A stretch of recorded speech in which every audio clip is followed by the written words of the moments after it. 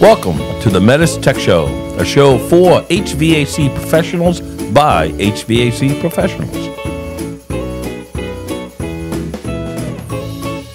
Mitsubishi. So I heard, Mark, that you dabble in brewing mead. Is that correct? It is true, although dabble might not be the exact right term. Okay. This is both a science and an art. Really? So it's Okay. You got to be pretty far into it to get this right. Now, I've had mead once in my life, and that was at a Renaissance fair. And it was, if I remember correctly, it was kind of a fruity tasting, kind of a cider beer. Am I correct in saying that? It varies widely, Steve. Okay. Mead is actually the original adult beverage. It was probably a caveman somewhere who had harvested some honey, and honey by itself has extremely long life. It's almost the perfect preservative. But if you mix some water in with it, it will ferment.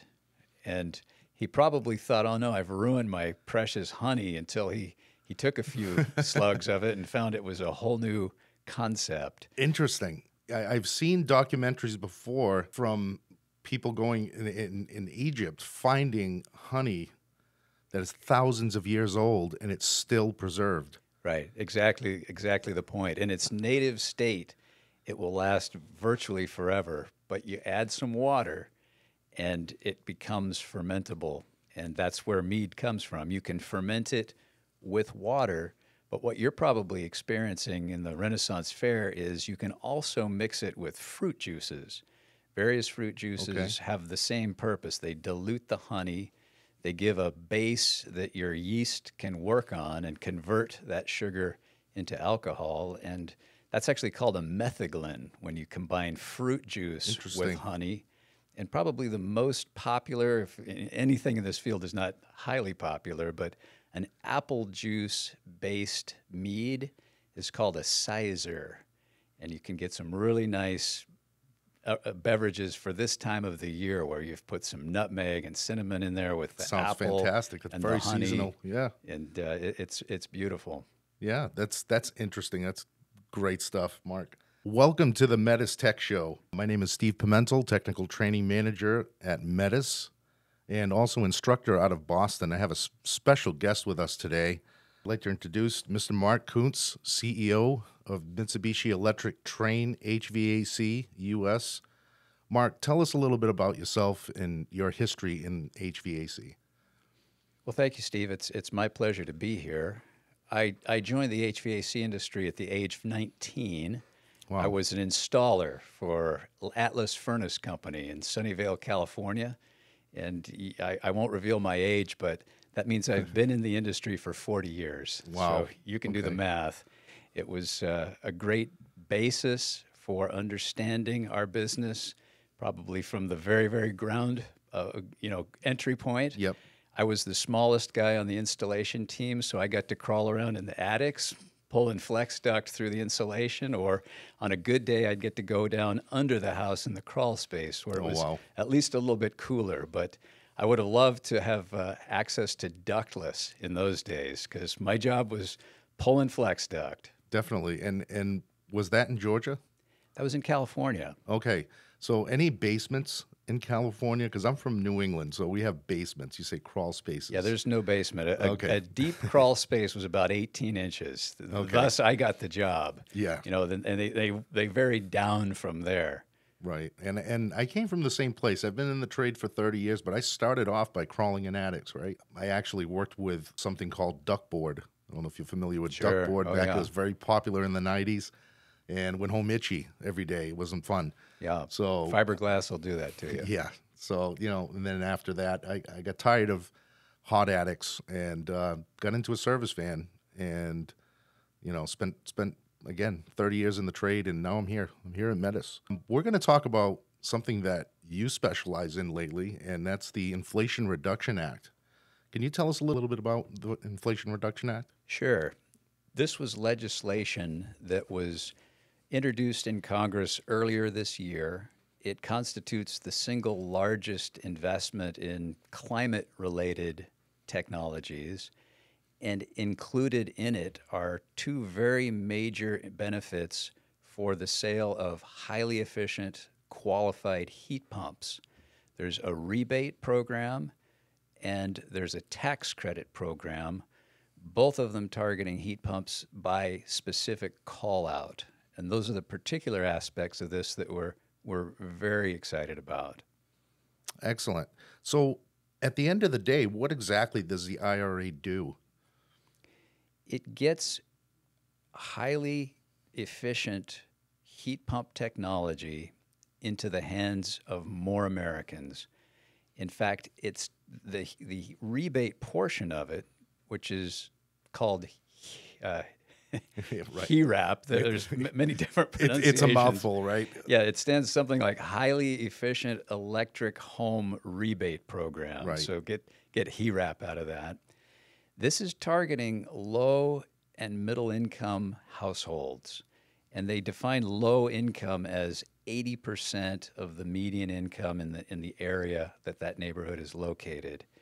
A homeowner or a household that fits that definition can get rebates for various electrification projects in their home. For a heat pump, for example, it's an $8,000 rebate. Wow. If they need a circuit breaker panel upgrade to serve the heat pump, there's $4,000 in there for that. And if they need additional wiring, as a new heat pump would, there's $2,500 in there for that. There are other measures as well, like converting your water heater to heat pump type, converting your stove to an induction electric, and various others. But the big boy in that is the heat pump, and there's $8,000 for the heat pump. If you're a low-income household, there's no copay. That $8,000 is right off the top, and you're not paying for that at all. The contractor would put together a proposal for you. That $8,000 comes right off the top. Okay. The contractor is funded directly through his state energy office, and the homeowner is not out of pocket for that. If you're a middle-income household, it's a 50% copay. You can still get the $8,000, but it's half of what your total contract price is. So you've got to pay 50%. But in either case, these rebates are going to allow this technology to get into the hands of a lot of people that would not previously have been able to consider it because of the first cost. The tax credits are for everybody else. It's not income-based. It's a 30% reduction in the cost of the installed product, and that comes out as a tax credit on your tax return, and that's capped at $2,000 for heat pumps. Again, there's a number of other measures that qualify for this tax credit, but heat pumps are the biggest, and that's $2,000. The interesting thing is that's per year, and this is a 10-year program. So That's amazing. if you did a series of single zone additions to your house, you could continue to get that tax credit every year for the next 10 years. That's amazing. Now, the big question that I had before we did this podcast is how, because our audience is technicians in the truck, right? So how does this benefit them? And I think the answer is having this ammunition, having this information ready to go in case a customer maybe asks them about the rebates or ask them about the tax credits, or they can go back to their employer and tell them about it if their employer is unaware. Those tax credits are for 10 years, you said? There's a $2,000 per year tax credit available for qualifying heat pumps.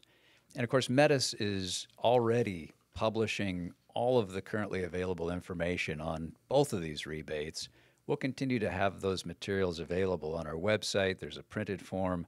That would be a great way to keep all of our contracting partners current with what's going on with the program. I'll tell you the single most important word that I've said, and I want to elaborate on a little bit, is qualifying heat pump. Okay. The language in the bill talks about heat pumps generically, but then it says what it takes to qualify. And that's a very important concept. There's two ways that a heat pump qualifies. If we're talking about the rebate program, the HEEHRP program, Yep. the qualifying criteria is Energy Star 6.1. Wow. On the tax credit side, it's CEE highest tier. That's a different energy efficiency standard, but the two are almost identical. And METUS has gone through all of our product offerings, and we've identified each combination that meets both the Energy Star and the 25C CEE qualification threshold. Now, I'll point out these are very high standards. Okay. It requires efficient heating, efficient cooling. It requires those on a seasonal level via SEER and HSPF, and it requires it on an instantaneous level via EER. You put all that together, and it's an extremely difficult standard to achieve. Your conventional heat pump out on the market won't get there. To get there, you need variable speed, you need sophisticated controls, you need variable capacity indoors and outdoors. And fortunately, that's right in the sweet spot of what METUS does. As Steve, you would know well, we don't sell anything that's not variable speed. Right, yeah. Most manufacturers don't. And in fact, METUS has more qualifying heat pumps than the rest of the industry combined. So we're very well situated for our customers to be able to offer a wide selection of products to their customers that qualify for either the rebate or the tax credit. That's just amazing, Mark. So it sounds like there's still some unknowns with the rebate program from what I've heard. It's going to take a few months for the states to hash out the HEEHRP. Am I correct in saying that? Yeah, the way this works is Congress designated $4.3 billion for the rebate portion and stated that that would be administered through state energy offices. So if you're up in the Northeast, you've probably heard of NYSERDA. Yeah. If you're on the West Coast, you've probably heard of the California Energy Commission. These are examples of state energy offices. The federal government doesn't want to be in the business of running programs in 50 states. Right. So they're going to take that $4.3 billion and allocate it out to each state energy office. And they're in the process of developing a blueprint for how they'd like to see that administered. Now, the law already lays out some of the criteria, like I've described, the dollar amounts, the qualification. There's a lot of the income levels. Right. Those are defined, but the states can decide exactly how they want to administer these programs. So DOE is going to issue a blueprint early 2023. The states will have a chance to take that into consideration, offer some suggestions. They plan to finalize that blueprint by about June, and then the states will begin submitting their proposals state by state through the rest of the year. Some of the states are going to come out of the blocks fast. They've got very aggressive energy offices, and they're going to have great ideas to begin with. Okay, yep. Some of them aren't as engaged, and it'll probably take them some time to get up to speed. Generally, the expectation is all of the states will have submitted by the end of 2023 and will be up and running and ready to go for 2024. Some may jump in a little faster than that, but that's kind of the general sense that we're getting, that it's going to be about a year of setting this all up and then get ready and hit the ground running on January 2024. Now, that is the rebate. 25C is a couple weeks from now. Right. January 1st, 2023. Okay. And again, that's not income-based. Any customer can qualify for that. Has to be qualifying equipment, but if our contractor partner puts in a qualifying heat pump on January 1st, their customer can get a tax credit on their tax returns when they file their 2023 taxes. Now, if I understood that correctly, when I read up on some of this, that also qualifies home hot water heat pumps as well. That's true. There's a separate category for that over and above the $8,000. Now, currently we have a commercial hot water heat 2.0 system. Now, is there a residential hot water heating system that METUS is going to bring in the future? Mitsubishi Electric has a broad line of what we call air-to-water, which means hot water heat pumps, that they're selling currently in Asia and in Europe. And because of what you just asked, I actually did some travel earlier this fall to see that in operation in England and in France. Oh, wow. Okay. And that product has become so popular that it's their single largest selling product line. They sell more air-to-water heat pumps than M Series, P Series, or City Multi. Really? It's Wow. their single largest category. They've got some very sophisticated systems. Again, this isn't your traditional heat pump sitting on top of a water heater like we've got here in the States. Right. This is a split system, so you're not just cannibalizing heat from your indoors. You're bringing the heat in from outdoors. They've got systems that are combined space heating, cooling, and water heating, all with one outdoor condensing unit. They've got other systems that are one-to-one specifically as boiler replacements, so just air to water, but a very broad line of well-proven, highly efficient products, and we're investigating those for potential use in our market. Don't have them now. You mentioned the commercial side. We do. Residential side is going to take a little bit of time, but We're working on it. Yeah, these kind of incentives provide an opportunity for us to really accelerate that path. I'm excited to see that. That's going to be gigantic in the market. So 2023 looks like it's gearing up to be a very busy year for contractors with all of these rebates and tax credits. It right? sure is. We're enthusiastic about it. I'll tell you what we're doing. We've identified all of the qualifying equipment that we make, and then we've further identified which of those models historically have been installed for around $10,000.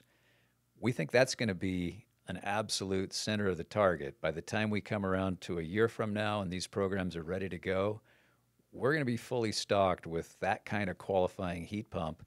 Because if you think about it, Steve, if the installed price is around $10,000, and that's $8,000 for the heat pump, $2,000 for the electrical, Okay. Yeah. they can offer that to a low-income household for free, and Wow. that's going to move. That's going to move the needle. Yes, definitely. Well, Mark, thank you again for taking the time to be here today. We talked about the tax credits. We talked about HEEHRP. We talked about Mead today. This has been an interesting... All of my favorite topics. Yes, all in one, absolutely. one conversation. Yeah. If you'd like more information on the Inflation Reduction Act, you can visit MitsubishiComfort.com. You can also visit MitsubishiComfort.com Inflation Reduction Act and look for a list of qualifying products. Mark, thank you again for being here today. This has been excellent. Thank you, Steve. I've appreciated the opportunity and look forward to keeping your audience surprised as this continues to develop. Love to have you back again. Thank you.